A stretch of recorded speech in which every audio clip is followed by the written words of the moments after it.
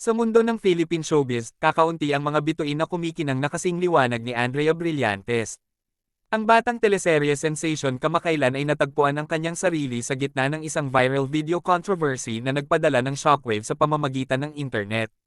Gayunpaman, kinuha na niya ang mga bagay-bagay sa kanyang sariling mga kamay, tinutugunan ang isyu ng direkta sa pamamagitan ng isang live na video sa Instagram na nagbibigay liwanag sa iba't ibang mga intriga at kontrobersya na kanyang nasangkot. Ang hakbang na ito ay sumasalamin sa kanyang determinasyon na ituwid ang record at bawiin ang kontrol sa kanyang salaysay.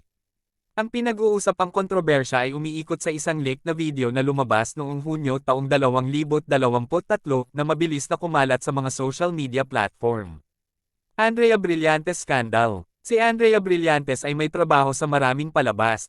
Pinagmulan, Instagram. Binigyang diin ng insidenteng ito ang mga natatanging hamon na kinakaharap ng mga celebrity sa digital age, partikular na tungkol sa mga paglabag sa privacy at ang mabilis na pagpapakalat ng sensitibong content sa internet. Si Andrea Brillantes, na dati nang nakapagpanatili ng isang medyo malinis na imahe, ay biglang natagpuan ang kanyang sarili na nag-navigate sa mapanlinlang na tubig ng online na tsismis at paghatol. Ang nag-leak na video na nagtatampok kay Andrea ay naging isang magdamag na sensasyon na nangingibabaw sa mga pag-uusap sa iba't ibang platform ng social media. Naging trending topic ito, kung saan ang mga user mula sa lahat ng sulok ng internet ay nagbabahagi ng kanilang mga opinyon, haka-haka, at reaksyon. Ang pagiging tunay ng video, gayunpaman, ay nanatiling isang mainit na pinagtatalunan na issue na may magkasalungat na mga ulat at mga paratang na kumakalat.